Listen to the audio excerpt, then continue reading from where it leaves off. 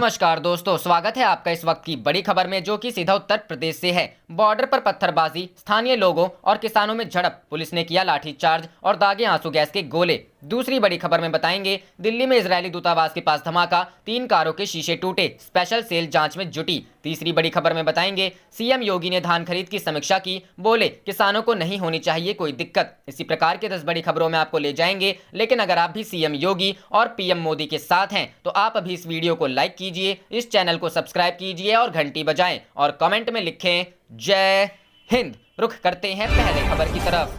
Border पर पत्थरबाजी, स्थानीय लोगों और किसानों में झड़प, पुलिस ने किया लाठीचार्ज और दागे आंसू गैस के गोले। जी हां दोस्तों, दिल्ली के तमाम बॉर्डर पर एक बार फिर से हलचल बढ़ गई है। सिंघू बॉर्डर पर भारी संख्या में स्थानीय लोग पहुंचकर प्रदर्शन कर रहे किसानों के खिलाफ हंगामा किया है। यहां तक कि स्थानीय लोगों ने किसानों पर पथराव भी किया। पथराव कर रहे लोगों को काबू में करने के लिए पुलिस ने लाठीचार्ज किया और आंसू गैस के गोले तक छोड़ गए। सिंघू बॉर्डर पर स्थानीय लोगों का समूह विरोध स्थल पर इस क्षेत्र को खाली करने की मांग कर रहा है। सिंघू बॉर्डर पर स्थानीय लोगों ने प्रदर्शनकारी किसानों से जगह खाली करने का अल्टीमेटम दिया था। पुलिस ने यहां पर पहुंचे मौजूद लोगों को काफी समझाने की कोशिश की, लेकिन कोई बात नहीं बनी। इसके बाद किसानों और स्थानीय लोगों में पत्थरबाजी शुरू हो गई है, जिसको रोकने के लिए पुलिस ने लाठीचार्ज किया और आंसू गैस के गोले दागने शुरू कर दिए। दोनों तरफ से हुई इस पत्थरबाजी में पुलिस और अर्धसैनिक बल के जवानों को भी चोटें आई हैं। अलीपुर के एसएचओ को भी इस झड़प में चोटें आई हैं। मिली जानकारी के अनुसार उनके ऊपर तलवार से हमला किया गया, जिसके बाद उनके हाथ में चोट आई है। मिली जानकारी के अनुसार यहां पर नरेला और बवाना से स्थानीय लोग आए थे, जिनको बाद में पुलिस ने धकेलकर पीछे कर दिया है। हालांकि अब पुलिस किसानों की तरफ चली गई है और मामले को शांत कराया जा रहा है।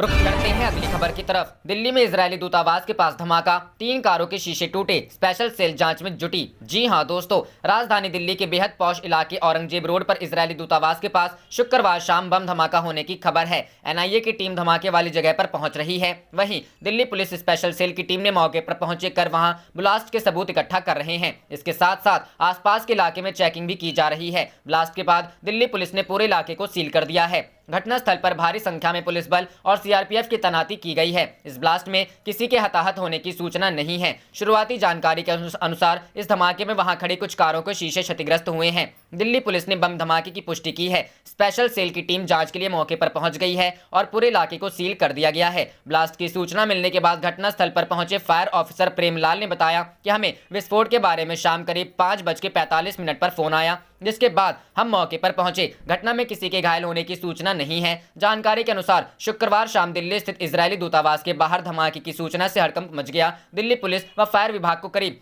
5:45 पर धमाके की कॉल मिली थी। धमाके में यहां खड़ी कुछ गाड़ियों के शीशे टूट गए हैं। धमाके के बाद स्पेशल सेल और क्राइम ब्रांच के साथ ही खुफिया विभाग के अधिकारी भी मौके पर पहुंचकर जांच कर रहे हैं। अभी तक की जांच में आईडी ब्लास्ट की बात सामने आ रही है। मौके फायर कर्मियों के साथ स्थानीय पुलिस भी मौके पर मौजूद है। बता दें कि इससे पहले 13 फरवरी 2012 को भी दिल्ली में इजरायली दूतावास की कार पर बम हमला किया गया था। उस हमले में इजरायली राजनयिक ताल हेवोशा और चालक सहित 4 लोग घायल हो गए थे। मामले की जांच के बाद दिल्ली पुलिस की स्पेशल सेल ने उस मामले में एक व्यक्ति को गिरफ्तार किया था। रुख करते हैं अगली खबर की तरफ। सीएम योगी ने धान खरीद की समीक्षा की, बोले किसानों को नहीं होनी चाहिए कोई दिक्कत। जी हां दोस्तों, मुख्यमंत्री योगी आदित्यनाथ ने धान खरीद कार्य को पूरी सक्रियता से संचालित करने के निर्देश दिए हैं। उन्होंने कहा कि धान क्रय केंद्रों पर धान खरीद की कार्यवाही तेजी से की जाए, किसानों को अपनी उपज बेचने में कोई असुविधा न हो। उन्होंने अधिकारियों को धान खरीद की कार्यवाही की नियमित समीक्षा करने के निर्देश दिए हैं। मुख्यमंत्री शुक्रवार को लोक भवन में उच्च स्तरीय बैठक में विभिन्न विभागों के कार्यों की समीक्षा कर रहे थे।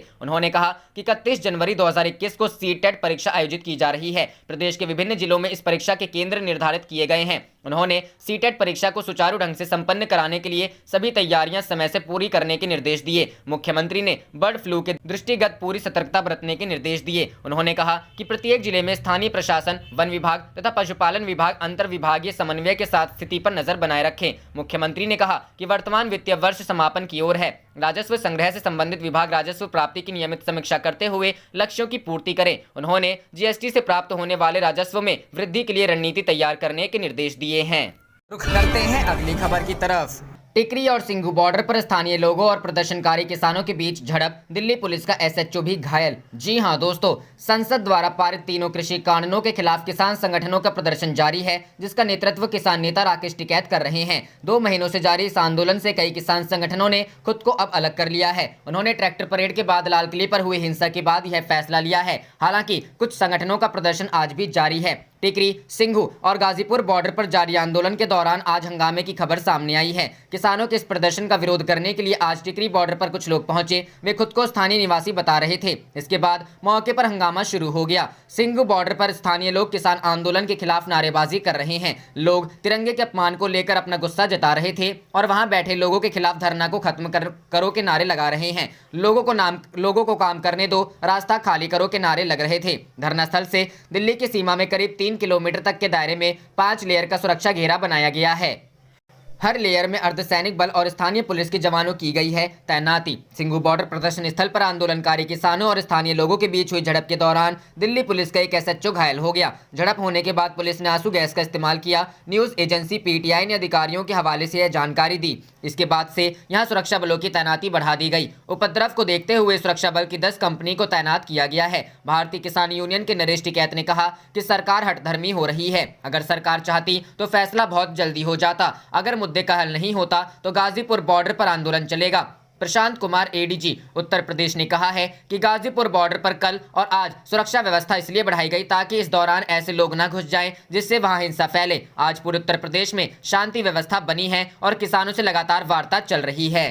रुख करते हैं अगली खबर की तरफ। राष्ट्रपति के अभिभाषण का विरोध करने पर विपक्षी दलों पर बिफरे रविशंकर, कांग्रेस पर साधा निशाना। जी हां दोस्तों, बजट सत्र की शुरुआत राष्ट्रपति रामनाथ कोविंद के अभिभाषण के साथ शुक्रवार को हुई। इस दौरान सभी विपक्षी दलों ने विरोध जताया और नारेबाजी की। केंद्रीय मंत्री रविशंकर प्रसाद ने शुक्रवार को विपक्षी पार्टियों विशेषकर कांग्रेस की निंदा की। कृषि कानूनों को रद्द करने की मांग के साथ किसानों के समर्थन में हुई इस नारेबाजी को रविशंकर प्रसाद ने दुर्भाग्यपूर्ण बताया। राष्ट्रपति रामनाथ कोविंद द्वारा संसद में दिए गए अभिभाषण का बहिष्कार करने को लेकर उन्होंने कांग्रेस से सवाल किया।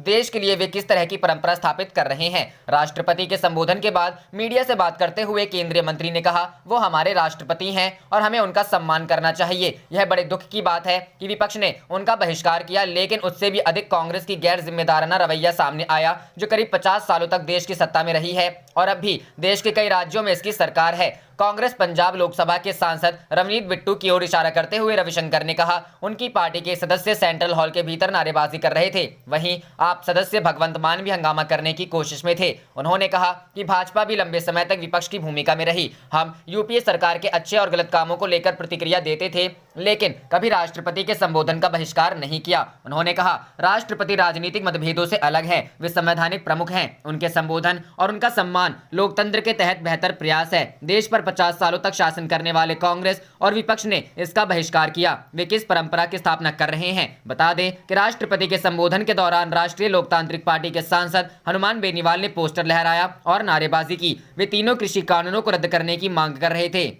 आम आदमी पार्टी के सांसद संजय सिंह ने कहा, कृषि कानूनों को रद्द किया जाना चाहिए। हमने राष्ट्रपति के अभिभाषण का विरोध किया और किसानों के समर्थन में नारे लगाए। हमें सेंट्रल हॉल में प्रवेश की अनुमति नहीं थी। किसानों को देशद्रोही कहा गया, इसलिए हमने विरोध किया। सांसद संजय सिंह ने कहा, किसानों को इस ठंड में पानी की बौछार और आंसू गैस के गोले झेलने पड़े। ये तीनों कानून वापस होने चाहिए। इसके लिए आज हम लोगों ने राष्ट्रपति के अभिभाषण का विरोध किया और वहां नारे लगाए। हम लोगों को सेंट्रल हॉल में नहीं घुसने दिया गया। रुख करते हैं अगली खबर की तरफ। चौरी चौरा महोत्सव के उद्घाटन समारोह को वर्चुअली संबोधित करेंगे पीएम मोदी। थोड़ी देर के लिए रोक दी जाएंगी ट्रेनें। जी हां दोस्तों, चौरी चौरा शताब्दी महोत्सव समारोह की तैयारियां जोर शोर से चल रही हैं। 4 फरवरी को महोत्सव के उद्घाटन समारोह को पीएम मोदी वर्चुअली संबोधित करेंगे। इस दौरान शहीद स्थली के पास स्थित रेलवे स्टेशन से ट्रेनों का आवागमन कुछ देर के लिए रोक दिया जाएगा। गोरखपुर के मंडलायुक्त जयंत नार्लिकर की अध्यक्षता में हुई बैठक में महोत्सव को लेकर अन्य जिम्मेदारियां तय की गई। वह जूम ऐप के जरिए चौरी चौरा महोत्सव के सभी पदाधिकारियों से जुड़े। बैठक में तय हुआ कि 4 फरवरी को पीएम नरेंद्र मोदी के वर्चुअल संबोधन के दौरान 45 मिनट तक चौरी चौरा रेलवे स्टेशन से ट्रेनों का आवागमन रुका रहेगा।